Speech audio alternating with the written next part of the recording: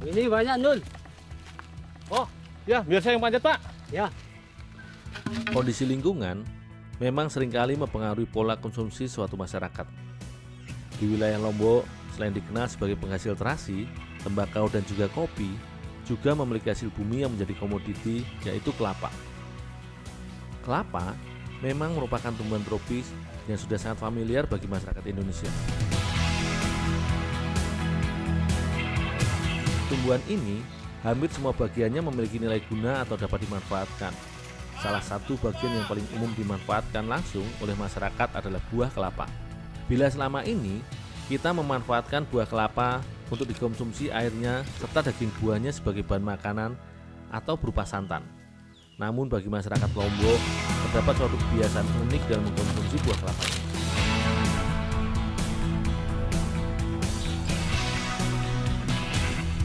Di sini, masyarakat juga biasa mengolah kelapa yang masih sangat muda atau istilah lokalnya gerotok untuk dikonsumsi sebagai bahan masakan. Sebelum ikut mengolah masakan gerotok ini, aku membantu Pak Suryadi mengumpulkan beberapa buah kelapa yang masih sangat muda ini di kebun kelapa miliknya.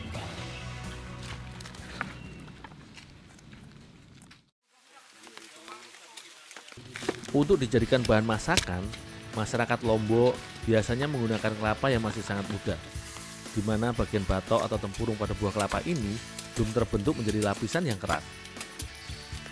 Sebelum diolah menjadi masakan, buah kelapa yang masih sangat muda ini pun dikupas bagian serabut luarnya dan dibuang air kelapanya.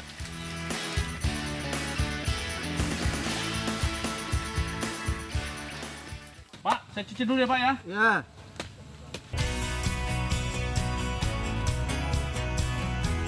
Untuk dijadikan bahan olahan masakan atau makanan gerotok ini, batok muda setelah dikupas, gerotok pun dibersihkan dengan dicuci terlebih dahulu.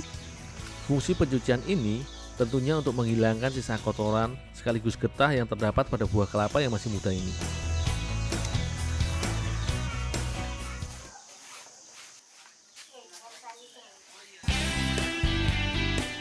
Meski batok atau gerotok dari buah kelapa ini bisa dibilang teksturnya masih cukup lunak, namun sebelum diolah dan dicampur dengan bahan lainnya, harus direbus terlebih dahulu dengan air garam. Proses perebusan ini selain berfungsi untuk mematangkan serta melunakkan gerotok, juga agar kandungan getah yang terdapat pada batok dari kelapa yang masih sangat muda ini hilang. Karena akan mempengaruhi cita rasa pada olahan masakan yang akan dibuat nantinya. Karenanya, proses perebusan gerotok ini membutuhkan waktu paling tidak sekitar 30 menit. Agar kandungan getah atau kemungkinan racun yang terdapat pada batok buah kelapa yang masih muda ini benar-benar hilang serta dinetralisir.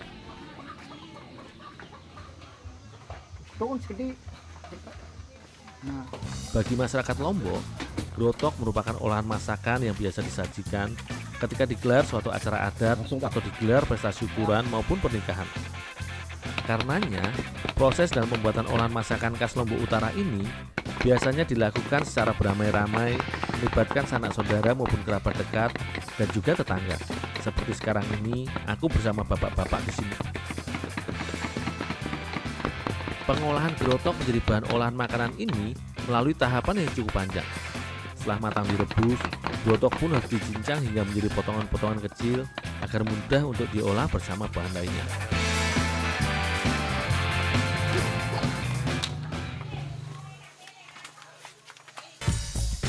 Pada setiap pengolahan, baik jajanan maupun olahan makanan, terutama pada masakan, bumbu selalu menjadi hal penting dan kunci bagi masyarakat Indonesia, karena akan menguatkan karakter, cita rasa pada masakan yang diolah.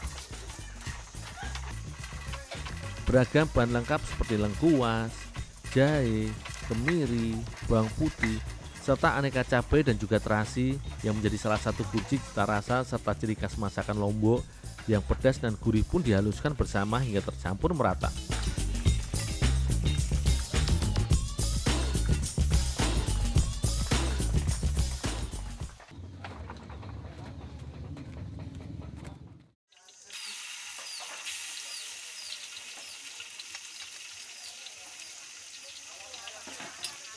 Proses memasak gerotok ini sebenarnya cukup sederhana, di mana sebagai tahap awal, bumbu rempah yang telah dihaluskan, ditumis kemudian dicampur atau ditambahkan bahan-bahan lainnya untuk dimasak bersama. Hanya saja, pengolahan bahan bakunya yaitu gerotok ini yang harus melalui tahapan yang panjang. Setelah semua bahan tercampur bersama bumbu, santan kelapa pun ditambahkan ke dalam kuali dan dimasak hingga bumbu meresap sempurna dan volume santan sedikit asat. Sebelum dicampur ke dalam masakan, gerotok yang telah dicincang pun harus diperas terlebih dahulu agar air sisa perebusan terbuang, karena akan mempengaruhi cita rasa masakan. Sebab gerotok yang direbus ini memiliki cita rasa sedikit cenderung sepat, sehingga agar berkurang rasa sepatnya pun harus diperas terlebih dahulu.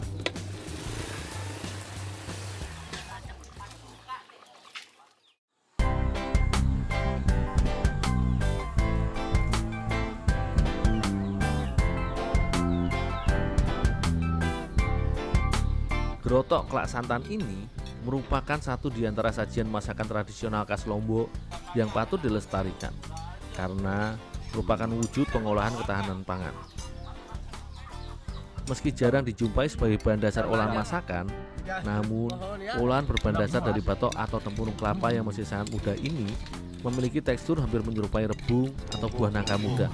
Selain itu, masakan ini juga syarat akan nutrisi, di mana seperti kita tahu, gerotok yang merupakan buah kelapa kaya akan kandungan protein dan lemak, sehingga kaya akan kandungan kalori.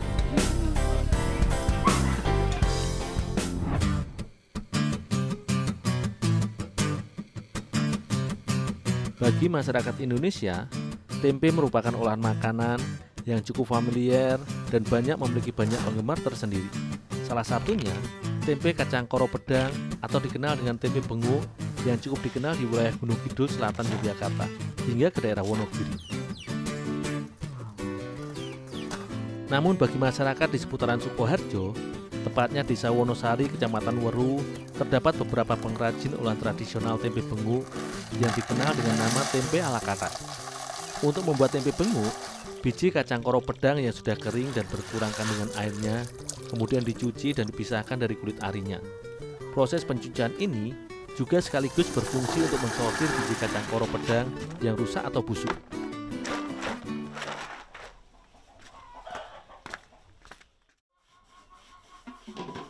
Dalam proses pembuatan tempe, selain varian bahan yang digunakan memiliki teknik serta tahapan yang berbeda-beda. Kacang koro yang sudah bersih kemudian dimatangkan terlebih dahulu dengan direbus sekitar 2 jam hingga matang dan tekstur kacang koro lunak. Berbeda dengan tempe kedelai, proses perebusan kacang koro pedang membutuhkan waktu yang cenderung lebih lama karena kacang koro memiliki tekstur biji serta ukuran yang lebih besar bila dibandingkan dengan kacang kedelai.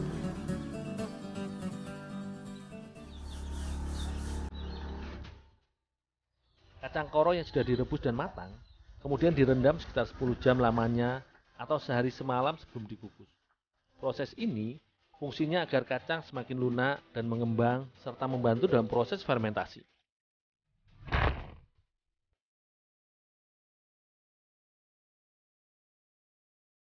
Sebagai kunci agar cita rasa dari tempe bungkil tidak asam atau basi atau cepat busuk pada saat menjadi tempe nanti, kacang koro kemudian dimatangkan kembali dengan dikukus. Proses pengukusan ini dilakukan selama 1 jam agar adonan matang. Selain itu, proses pemasakan dengan uap air ini juga berfungsi untuk mematikan bakteri yang bisa merusak dan mengganggu tumbuhnya kapang atau jamur pada olahan tempe. Beberapa literasi sejarah mencatat dan menyimpulkan kata tempe berasal dari kata serapan bahasa Nusantara yaitu tape serta tumpi yang mengandung arti fermentasi makanan berwarna putih terbuat dari tepung sagu. Jamur yang memiliki nama ilmiah Rhizopus oleogosporus yang juga terdapat pada proses fermentasi pada keju ini akan mengurai zat-zat seperti protein, kalsium, vitamin B dan zat besi yang terkandung dalam kacang tanah menjadi mudah diserap atau dicerna oleh tubuh.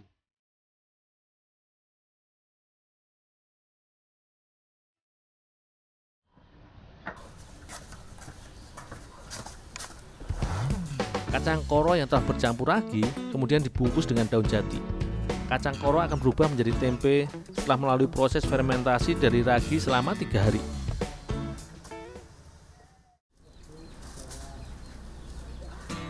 Tempe ala katak adalah sajian masakan tradisional di mana merupakan perpaduan antara tempe bengu atau tempe kacang koro pedang yang disajikan bersama dengan mie.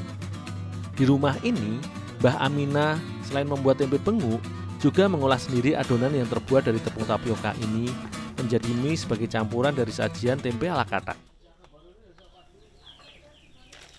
Selanjutnya, adonan pun direbus hingga matang dan ditiriskan dengan diberi minyak goreng agar tidak lengket ketika sudah dingin.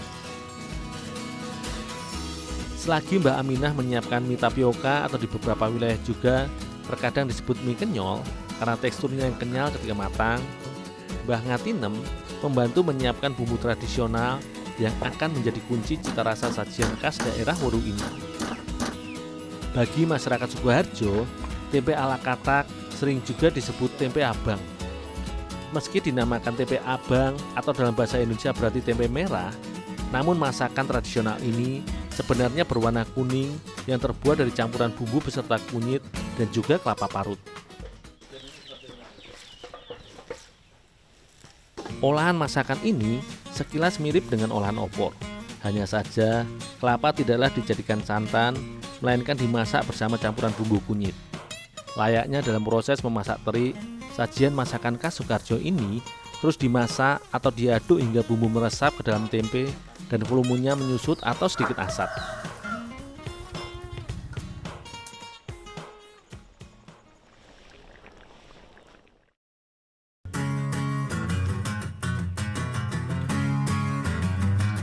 Hampir setiap hari, Mbah Aminah mengolah sekitar 6 kg kacang koro mentah, bahan tempe bengu, dan juga 12 kg tepung tapioka untuk dijadikan mie campuran masakan tempe ala katak. Sebagai bagian dari ragam kuliner khas Jawa Tengah, tempe ala katak merupakan sajian masakan tradisional yang bisa dibilang sudah sangat langka. Sajian olahan tempe yang dimasak bersama bumbu kunyit dan dimakan bersama dengan mie kenyol ini memiliki cita rasa gurih serta sangat khas karena biasanya disajikan dengan dibungkus daun jati.